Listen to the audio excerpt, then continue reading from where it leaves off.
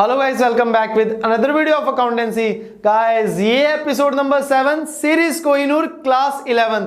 Guys उम्मीद करता हूं सीरीज कोहिनूर को आप बहुत एंजॉय कर रहे होंगे, क्योंकि यहां पर हम अकाउंटेंसी को एक बोरिंग लेक्चर के रूप में नहीं बल्कि एक स्टोरी के रूप में पढ़ते हैं। गाइस आज का एपिसोड स्टार्ट करने से पहले आपको बता देना चाहता हूं कि आज का एपिसोड बहुत इजी होने वाला है। गाइस आज 3 क्वेश्चन करेंगे, जिसमें पहला है एडवांटेजेस और यूजेस ऑफ अकाउंटिंग, और सेकंड क्वेश्चन है लिमिटेशन ऑफ अकाउंटिंग, और थर्ड क्वेश्चन है गाइस ब्रांचेस ऑफ अकाउंटिंग। तो आइए शुरू करते हैं आज का एपिसोड। फर्स्ट क्वेश्चन है एडवांटेजेस और uses of accountancy accounting. Guys क्या फायदे हैं, हमने आज रट्टा नहीं मारना, और वो तो हम करते ही नहीं है। तो गाइस आपका बिजनेस है, आपने सोचना कि अगर मेरा बिजनेस है और मैं उसमें अकाउंटिंग कर रहा हूं, बुक कीपिंग कर रहा हूं, उसके बाद अकाउंटिंग कर रहा हूं, सारा का सारा रिकॉर्ड रख रहा हूं, तो इससे मुझे फायदा क्या होगा? जो आपको फायदा होगा वही ये क्वेश्चन का आंसर है। रट्टा नहीं मारना, जो आपको फायदा होगा वही आंसर लिखना है। तो आइए देखते हैं अगर आपका बिजनेस है तो उससे क्या क्या आपको फायदा मिलेगा अकाउंटिंग करने से। तो गाइस सबसे पहले helpful in management of business. अगर आप अकाउंटिंग कर रहे हो, प्रॉपर रिकॉर्ड कर रहे हो, उसके बाद अकाउंट बना रहे हो, क्लासिफाई कर रहे हो, फिर उसके बाद समराइज कर रहे हो, एनालाइज कर रहे हो, एंड फाइनली कम्युनिकेट कर रहे हो, तो उससे फायदा क्या होगा? बिजनेस को मैनेज करने में आपको बेनिफिट होगा।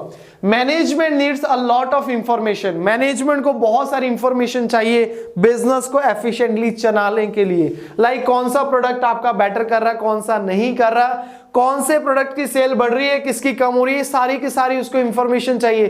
कौन सा एम्प्लॉय बेटर परफॉर्म कर रहा है और कौन सा एम्प्लॉय नहीं कर रहा, ये सारी की सारी इंफॉर्मेशन एफिशिएंट बिजनेस को चलाने के लिए चाहिए। और ये सारी इंफॉर्मेशन कौन देगा? अकाउंटिंग देगी गाइस। तो अगर अकाउंटिंग है तो आप बिजनेस को अच्छे से मैनेज कर पाओगे। दूसरा, helpful in planning. Guys planning में हेल्प होगी आपकी। अगर आप पूरी अकाउंटिंग कर रहे हो, आपके पास सारी इंफॉर्मेशन है, लाइक आप सोचिए मैं मैनेजर हूं, मेरे पास सारी इंफॉर्मेशन है, तो मैं आगे के डिसीजन ले सकता हूं। डिसीजन छोड़ो, प्लान कर सकता हूं। डिसीजन नेक्स्ट पॉइंट है, प्लान कर सकता हूं। क्या प्लान कर सकता हूं? मुझे कौन सा इंप्लॉय आगे रखना है, कौन सा नहीं रखना, कौन सा मुझे नया प्रोजेक्ट स्टार्ट करना है, कौन सा नहीं करना, किस प्रोजेक्ट को आगे और इंक्रीज करना है, किसको यहीं पे बंद करना है, वो प्लान कर सकता हूं मैं। राइट है। Management would like to know whether sales are increasing और decreasing and also the speed of increase in cost of production. ये सारा का सारा चीजें मुझे चाहिए प्लान करने के लिए, और ये सारी चीजें कौन प्रोवाइड करती है गाइस? अकाउंटिंग प्रोवाइड करती है। Next, helpful in decision making. मुझे डिसीजन लेने में कौन हेल्प करती है? अकाउंटिंग करती है गाइस। बहुत सारे डिसीजन, लाइक कौन से इंप्लॉइज को निकालना है, कौन से इंप्लॉय को year of the employee award देना है, राइट है, और उसके बाद कौन से प्रोडक्ट को आगे प्रमोट करना है, कौन से प्रोडक्ट को यहीं बंद कर देना क्योंकि वो आपके ऊपर बोझ बना हुआ, वो लॉस बना हुआ। ये सारे के सारे डिसीजन मैं तभी ले पाऊंगा अगर मेरे सामने वो इंफॉर्मेशन कंप्लीट होगी, अकाउंटिंग इंफॉर्मेशन होगी। At time the management has to take number of decision. Example, what should be the selling price of product? मैंने selling price product का तय करना है, तो उसके लिए अगर मेरे पास अकाउंटिंग होगी, मेरे पास मुझे पता होगा कि यार इस पर इतना खर्चा हुआ है, इस प्रोडक्ट को बनाने में इतनी कीमत लगी है, और उसके बाद इतना अपना प्रॉफिट मार्जिन रखूंगा, तो उसके बाद मैं डिसाइड कर पाऊंगा कि मुझे कितना प्रॉफिट मार्जिन रख के सेलिंग प्राइस तय करना है, तो मैं डिसीजन ले पाऊंगा। And last, fourth guys, providing complete and systematic record. ये आपको कंप्लीट रिकॉर्ड प्रोवाइड करते हो, सिस्टमैटिकली ढंग से आप रिकॉर्ड करते हो पूरी अकाउंटिंग में। अकाउंटिंग क्या है? Systematic record, book keeping systematic record. तो आपके पास सिस्टमैटिक रिकॉर्ड रहेगा। आज कल 10 साल बाद भी अगर आपको कोई इंफॉर्मेशन चाहिए तो अकाउंटिंग आपको दे रही है। एज बिजनेस ग्रो, कह रहा है जैसे जैसे बिजनेस बढ़ता जा रहा है, it is not possible to remember each and every transaction. तो हर ट्रांजैक्शन को याद रखना मुश्किल है, नहीं आप कर सकते। अरे ट्रांजैक्शन, लाखों करोड़ों ट्रांजैक्शन कैसे याद रख सकते हो? किससे पैसा लेना कैसे याद रख सकते हो? क्योंकि बहुत सारी बिजनेस में ट्रांजैक्शन एक एक दिन में होती है। गाइस आपसे एक सिंपल क्वेश्चन पूछता हूं, आपने पिछले महीने बुधवार को कौन से कपड़े पहने थे? नहीं पता ना? अब देखिए, एक मंथ पुराना आपको ट्रांजैक्शन याद नहीं है, आपने लास्ट वीक थर्सडे दोपहर में लंच में क्या खाया था, क्वेश्चन मार्क, नहीं पता। तो गाइस जैसे से बिजनेस बढ़ता जा रहा है तो आप जो माइंड है, मेमोरी इतनी शार्प नहीं है कि सारी ट्रांजैक्शन को याद रख पाए। तो इसीलिए अकाउंटिंग जो है आपकी सिस्टमैटिक एंड कंप्लीट रिकॉर्ड आपको प्रोवाइड करती है, जिसकी हेल्प से आप ये रिकॉर्ड रख पाते हो। Right guys? सो आइए गाइस अगले पॉइंट की तरफ बढ़ते हैं, इंफॉर्मेशन रिगार्डिंग प्रॉफिट और लॉस। बिल्कुल जी, अकाउंटिंग का और क्या फायदा, आपको जिस चीज के लिए आप बिजनेस कर रहे हो वो चीज आपको प्रोवाइड करती है। आपने जब पहले दिन बिजनेस किया था तो क्या सोचा था, प्रॉफिट कमाएंगे, तो वो कौन बताएगा, अकाउंटिंग बताएगी। Accounting report the net profit, net result of business activity of an accounting period. Next guys, last इसकी जो अभी हम करेंगे एडवांटेजेस, वो क्या है, information regarding financial position. Guys financial position की इंफॉर्मेशन कौन प्रोवाइड करता है, अकाउंटिंग। अकाउंटिंग बताती है हमें साल के एंड में कितना आपके पास आपकी प्रॉपर्टीज है, मतलब एसेट्स है, और कितना आपके ऊपर कर्जा है, मतलब लायबिलिटी है। तो एसेट्स और लायबिलिटी को कौन बताता है, accounting. Accounting reports the financial position of the business by preparing a balance sheet at the end of each accounting year। हर साल के एंड में गाइस ये जो प्रॉफिट एंड लॉस अकाउंट और बैलेंस शीट है ये साल के अंत में बनाई जाती है। बाकी ये जो है रिकॉर्डिंग है, क्लासिफाइंग है, दैट इज जर्नल है, लेजर है, ये पूरा साल चलता रहता है। बट ये जो अकाउंट्स हैं ये साल के एंड में बनाया जाता है, profit and loss and balance sheet भी साल के एंड में बनाई जाती है। क्लियर? तो इसके बाद करेंगे अगला क्वेश्चन जो कि है लिमिटेशन ऑफ अकाउंटिंग। तो आइए गाइस आज का दूसरा क्वेश्चन है हमारा लिमिटेशन ऑफ अकाउंटिंग। अकाउंटिंग के फायदे हमने पढ़ लिए, अब पढ़ेंगे इसके नुकसान क्या है, लिमिटेशन क्या है, कमियां क्या है इसकी। तो आइए guys one by one study करते हैं। Ignore qualitative information. गाइस जो भी क्वालिटेटिव इंफॉर्मेशन है लाइक ऑनेस्टी, एक्सपीरियंस, इसको इग्नोर कर देती है। अब आपकी बात करें, यस आपकी बात कर रहा हूं जो भी इस समय वीडियो देख रहा है। अब आप इतने ईमानदार हो, इतने एक्सपीरियंस्ड हो, इतने एजुकेटेड हो, पर कोई वैल्यू नहीं है। अकाउंटिंग में आपकी वैल्यू नहीं है। अकाउंटिंग में कभी रिकॉर्ड नहीं किया जाता कि हमारा एम्प्लॉय इतना ईमानदार है, इतना एक्सपीरियंस्ड है। Right guys? तो ये कमी है, ये उसकी लिमिटेशन है। ऐसा होना चाहिए था कि जो एफिशिएंट एम्प्लॉय है, जो एजुकेटेड एम्प्लॉय है, या फिर बात करें एक्सपीरियंस एम्प्लॉय है, उसको कुछ वेटेज देनी चाहिए थी अकाउंटिंग में। पर कभी भी आप हमारे बैलेंस शीट में, प्रॉफिट एंड लॉस में कभी भी ये नहीं देखोगे कि हमारा एम्प्लॉय ऑनेस्ट है। आप उसको रिकॉर्ड ही नहीं करोगे, बिकॉज ऑनेस्टी को, एक्सपीरियंस को, डिसऑनेस्टी को आप मेजर नहीं कर सकते इन टर्म्स ऑफ मनी, और जिसको मेजर नहीं कर सकते उसको आप रिकॉर्ड नहीं करते हो। Right guys? तो चलिए बढ़ते हैं दूसरे पॉइंट की तरफ, based on historical concept. Guys ये हिस्टोरिकल कंसेप्ट पे बेस है हमारी अकाउंटिंग। देखिए अकाउंटिंग में जो आप एसेट परचेज करते हो, सपोज करो मैंने एसी परचेज किया, वो किस पे रिकॉर्ड किया, जिस कॉस्ट पे परचेज किया था।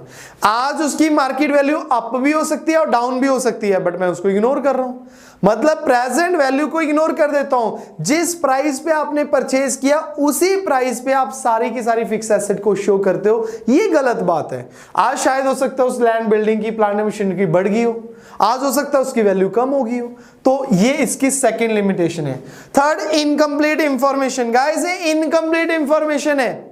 आप बोलते हो अकाउंटिंग में कि साल बाद आपको प्रॉफिट पता चल जाता है, साल बाद आपको फाइनेंशियल पोजीशन पता चलती है, बट जब तक आप अपने बिजनेस को सेल नहीं करोगे तब तक आप अपने बिजनेस का प्रॉफिट कैसे कैलकुलेट कर सकते हो, पॉसिबल ही नहीं है। तो ये जो कैलकुलेट होता है वो एस्टिमेटेड प्रॉफिट होता है, क्योंकि बहुत सारी चीजें आप एस्टिमेट करते हो। राइट? लाइक डेप्रिसिएशन, डेप्रिसिएशन कितनी लगेगी वो एस्टिमेटेड होती है। राइट है? तो एग्जैक्ट प्रॉफिट आपको नहीं पता चल सकता है, तो इसलिए ये इनकम्प्लीट इंफॉर्मेशन प्रोवाइड करता है। Fourth guys, influence by personal judgement.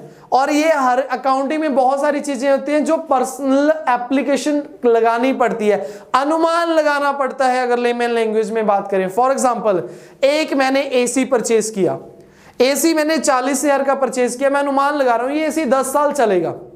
40,000 का एसी 10 साल चलेगा तो हर साल उसकी वैल्यू 4,000 कम होगी। क्या गारंटी है 4,000 कम होगी? हो सकता है 5 साल में पटाखा पड़ जाए उसका, हो सकता है वो 15 साल चल जाए। तो ये अनुमान लगाते हैं हम। तो ये क्या है? Influence by personal judgement. And last, unsuitable for forecasting. क्या आप 100% बता सकते हो आपका भविष्य क्या होगा? नहीं जी। ये काउंटिंग उस पंडित जी की तरह है जो आपका हाथ देख के, बुरा मत मानना अगर कोई इस फील्ड से रिलेटेड है या फिर उनके पेरेंट्स है, ये अच्छी बात बता रहा हूं, बुरी नहीं है। ये काउंटिंग उस पंडित जी की तरह जो हाथ देख के आपका पास्ट तो बता देगा कि जी पास्ट में ये हुआ था, आपका ये एक्सीडेंट हुआ था, फलाना हुआ था, ढिमका हुआ था। आप कहते हो यार ये तो भगवान है, इनको तो सब कुछ पता है, तो अंतर्यामी है। पंडित जी आप बताइए बस मेरा आगे फ्यूचर में आगे आईएएस ऑफिसर बन पाऊंगा क्या नहीं, मैं सीए बन जाऊंगा या नहीं। आप पंडित जी से पूछते हो, क्या वो एक्यूरेट बता पाएंगे? नहीं। वो पास्ट के बारे में बता सकते हैं, फ्यूचर के बारे में नहीं, क्योंकि पास्ट में जैसा ऐसा हुआ होता है वैसे वैसे वो लाइनें बन गई होती है। उनकी वो स्टडी है, उन्होंने, जैसे हम अभी काउंटिंग पढ़ रहे हैं ना, उन्होंने भी अपनी स्टडी की होती है, कैसे क्या पढ़ना है, माथा कैसे पढ़ना, हाथ कैसे पढ़ना, तो उनकी एक स्टडी है। तो सेम अकाउंटिंग भी वैसे ही है। पिछले पूरे 1 साल में क्या किया हम उसको स्टडी कर रहे हैं, 1 साल के दौरान कितना प्रॉफिट कमाया उसको स्टडी कर रहे हैं। तो पास्ट को स्टडी कर रहे हैं हम, फ्यूचर के बारे में 100% एक्यूरेट नहीं कर सकते। जैसे कि मैं पंडित जी की एग्जांपल दी, अगर उन्होंने बोला कि आप आईएएस ऑफिसर बन जाओगे, क्या आप बन जाओगे? 100% है? नहीं है। क्योंकि पंडित जी के अगर ऐसा होता, पंडित जी अपने बच्चे हर एक आईएएस ऑफिसर, सीए, वो ऐसे बन जाते। उनको अपने बच्चों का भी फ्यूचर नहीं पता, हाँ पास्ट पता है। फ्यूचर प्रेडिक्ट किया जाता है, अनुमान लगाया जाता है कि जिस हिसाब से आपके ग्रह हैं, जिस हिसाब से बाकी है, आप ऐसे चांसेस हैं आपके। तो यहां पर भी फोरकास्टिंग 100% एक्यूरेट नहीं है, हालांकि फिर भी आप फोरकास्टिंग करते हो, तो इसलिए अनसुटेबल है। सुटेबल मेथड नहीं है फ्यूचर अनुमान लगाने का। तो गाइस ये थे लिमिटेशन। डिटेल इसकी असाइनमेंट आपको व्हाट्सएप ग्रुप में मिल जाएगी। और अगर अभी तक आपने व्हाट्सएप ग्रुप ज्वाइन नहीं किया तो डिस्क्रिप्शन में मेरा नंबर है, वहां पे आप मुझे मैसेज कीजिए, अपना नेम, अपनी क्लास, अपना सब्जेक्ट, मैं आपको उस ग्रुप में ऐड कर लूंगा, जहां पर आपको सारी की सारी असाइनमेंट, सारे नोट्स और आप अपना डाउट भी ले सकते हो। राइट गाइस, तो चलिए बढ़ते हैं अगले क्वेश्चन की ओर। तो आइए गाइस बढ़ते हैं अगले क्वेश्चन की ओर, जो कि हमारा है ब्रांचेस ऑफ अकाउंटिंग। गाइस यहां पे हम पढ़ेंगे कि जो अकाउंटिंग है वो कितने टाइप्स की होती है, कितने सब फील्ड्स होते हैं अकाउंटिंग में। क्या वही अकाउंटिंग है जो हम +1 में पढ़ रहे हैं या फिर इससे कुछ और भी है? राइट गाइस, तो आइए पहली ब्रांचेस की ओर बढ़ते हैं, जो कि है फाइनेंशियल अकाउंटिंग। गाइस फाइनेंशियल, आपको नेम ही क्लियर कर रहा, नेम बताए उसका काम क्या बता रहा है? फाइनेंशियल, पैसे से रिलेटेड। मतलब इस अकाउंटिंग में हम पैसे से रिलेटेड बात कर रहे हैं, इस अकाउंटिंग में हम प्रॉफिट की बात करेंगे, इस अकाउंटिंग में हम ट्रांजैक्शन को सिस्टमैटिकली रिकॉर्ड करेंगे। तो आइए गाइस रीड करते हैं। The main purpose of this branch of accounting is to record the business transaction in a systematic manner. Guys ध्यान देना, यहां पे क्या है? Systematic manner. हमें जो ट्रांजैक्शन है रिकॉर्ड करनी है वो सिस्टमैटिकली ढंग से करनी है। सिस्टमैटिकली क्या होता है? Chronological order. गाइस क्रोनोलॉजिकल मतलब डेट वाइज, राइट है। अगर जो ट्रांजैक्शन पहले 1 मार्च को हुई, फिर 3 मार्च को हुई, फिर 5 मार्च को हुई, तो आप ऐसा नहीं कर सकते कि पहले 5th वाली कर लो, फिर 1st वाली कर लो, फिर 3rd वाली कर लो। नहीं, आप ट्रांजैक्शन को systematically, that means chronological order wise record करोगे। And to ascertain the profit or loss of accounting period by preparing profit and loss account। और इसका मेन पर्पस क्या होता है? प्रॉफिट एंड लॉस कैलकुलेट करना। राइट गाइस, आपने कितना पैसा कमाया है पूरे साल में या फिर आपको कितना लॉस हुआ है। अब इसके लिए क्या करेंगे? Profit and loss account prepare करेंगे, और उसके साथ and to present the financial position of the business by preparing balance sheet. और इसका एक और पर्पस होता है कि फाइनेंशियल पोजीशन डिस्क्लोज करना, प्रेजेंट करना, कैसे? बैलेंस शीट बना के। गाइस फाइनेंशियल पोजीशन कल भी बताया था आपको, फाइनेंशियल पोजीशन होता है हमारी एसेट्स एंड लायबिलिटी की position on last day of accounting year. आइए guys next branch of accounting है कॉस्ट अकाउंटिंग। गाइस ये जो प्रोडक्ट है ये कितने का बना है उसके हिसाब से इसका एमआरपी तय होगा, राइट है। तो कॉस्ट अकाउंटिंग पूरी की पूरी जो अकाउंटिंग है वो किस पे की जाती है, प्रोडक्ट की कॉस्ट निकालने के लिए। गाइस कॉस्ट बहुत तरह की होती है, एक डायरेक्ट कॉस्ट होती है, एक इनडायरेक्ट कॉस्ट होती है, एक ट्रेसेबल होती है, एक नॉन ट्रेसेबल होती है, राइट गाइस। तो ये प्रोडक्ट कितने का तैयार हुआ उसकी पूरी काउंटिंग करने के लिए कॉस्ट अकाउंटिंग की जाती है। अब आप कहोगे सर इसमें क्या बड़ी बात है, ये क्यों अलग से करनी पड़ी, आप फाइनेंशियल में इसको इंक्लूड कर दो, एक बंदा बिठा दो वो कॉस्ट चेक कर ही जाएगा। नहीं जी, एक एग्जांपल लेता हूं। आप गए 5 स्टार होटल में, बिल्कुल मैं आपकी बात कर रहा हूं, आप गए 5 स्टार होटल में, वहां पे आपने दाल मखनी ऑर्डर किया। सर खाने की बात मत किया करो, शाम का टाइम है, 5 बजे का भूख पहले लगी होती है, चलो जी आपको दाल मखनी खिलाते हैं आज। तो आपने दाल मखनी ऑर्डर की और आप फर्स्ट टाइम 5 स्टार होटल में गए हो, दाल मखनी ऑर्डर की, आपने 2 रोटी खाई, दाल मखनी खाई और वेटर को बोल दिया बिल लेके आओ। तो वेटर बिल ले आया, जब बिल आपने देखा तो बिल आ गया 900 रुपए का। आपने वेटर को बुलाया, भाई साहब ये ना गलत बिल ले आए, मेरे तो एक दाल रोटी है बस, दाल मखनी और 2 रोटी है बस, मेरा बिल ले आओ। कहता सर ये आप ही का बिल है। कहता ले पागल हो गया क्या, मैनेजर को बुलाओ अपने, मैं आपने मेरे को 2 रोटी दी, चलो 10-20 रुपए की रोटी होगी, और क्या है दाल 140 रुपए तो किलो मिलती है, आपने तो मेरे को इतनी सी दी, 20-12 रुपए की दाल होगी। फिर उसके बाद टमाटर डाले आपने, 2-4 रुपए के वो डाले, तड़का लगाया, अरे सारा मिला जुला के 50-60 रुपए बिल बनना चाहिए मेरा, ये आपने 900 रुपए का बना दिया, कैसे बनाया आपने। तो फिर मैनेजर आया आपके पास, कहता सर जो आपको दाल दिखी, ये जो सामने आपके दाल पड़ी है दिख रही है, कह रहा दिख रही है, इसमें जो तड़का लगा दिख रहा है, कह रहा दिख रहा है, ये जो रोटी में आटा लगा वो दिख रहा है, दिख रहा है, इसमें जो धनिया वगैरह गार्निशिंग करी दिख रहा है, दिख रहा है। कहता सर क्या आपको जो किचन में हमारे शेफ बना रहे हैं उनकी सैलरी इसमें दिख रही है, जिस जगह पे आप बैठे हो उसका रेंट आपको इसमें दिख रहा है, 1 घंटे से आप एसी की हवा ले रहे हो, क्या उसकी आपको जो रेंट है या फिर उसका बिल है वो दिख रहा है। कहता नहीं। तो कहता जी हमारे जो इसका प्रोडक्ट की कॉस्ट है वो तो आपकी 50-60 रुपए, आपकी बात सही है, बाकी सारी इनडायरेक्ट कॉस्ट है जिसको आप डायरेक्टली नहीं देख सकते। तो ऐसी कॉस्ट को एनालाइज करने के लिए आप स्पेशल पर्संस को हायर करते हो जो कि कॉस्ट अकाउंटिंग करते हैं। गाइस समझ आया अब। तो इसीलिए 5 स्टार होटल में इतनी ज्यादा कीमत होती है, वो प्रोडक्ट की कीमत नहीं होती, वो सर्विसेज की कीमत होती है। आइए जी बात करते हैं आगे। The main purpose of cost accounting is to ascertain the total cost and per unit cost. Total cost हमारे प्रोडक्ट की, प्रोजेक्ट की कितनी आई है, प्लस पर यूनिट एक मार्कर की कॉस्ट कितनी है, राइट है, of goods produce and service render. तो इसके लिए जो अकाउंटिंग प्रिपेयर की जाती है वो की जाती है कॉस्ट अकाउंटिंग। इसके बाद हम करते हैं थर्ड ब्रांच ऑफ अकाउंटिंग जो कि है मैनेजमेंट अकाउंटिंग। तो आइए गाइस बढ़ते हैं थर्ड ब्रांच ऑफ अकाउंटिंग की तरफ जो है मैनेजमेंट अकाउंटिंग।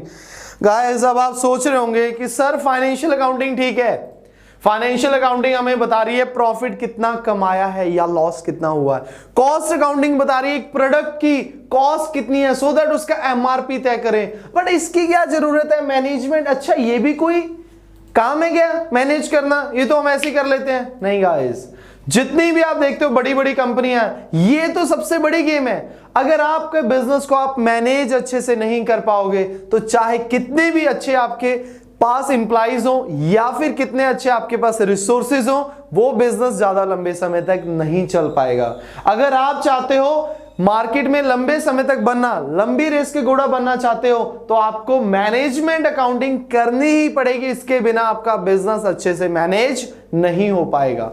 तो आइए गाइस रीड करते हैं। The main purpose of management accounting is to present the accounting information.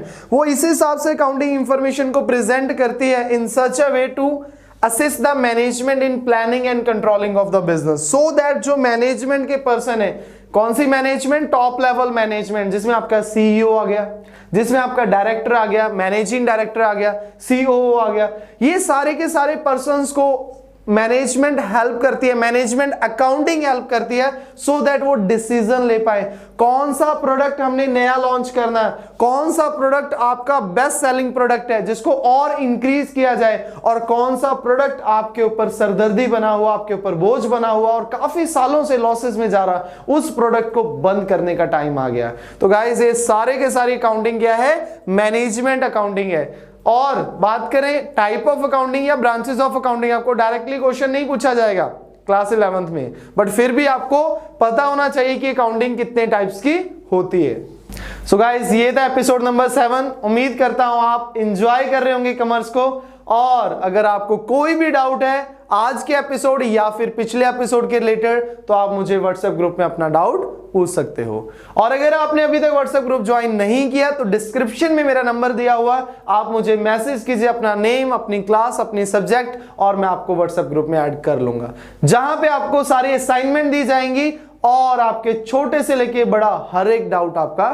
Clear किया जाएगा गाइस। तो मिलते हैं गाइस कल एपिसोड नंबर 8 में। तब तक के लिए घर पे रहिए, सुरक्षित रहिए और पढ़ते रहिए। Thank you very much.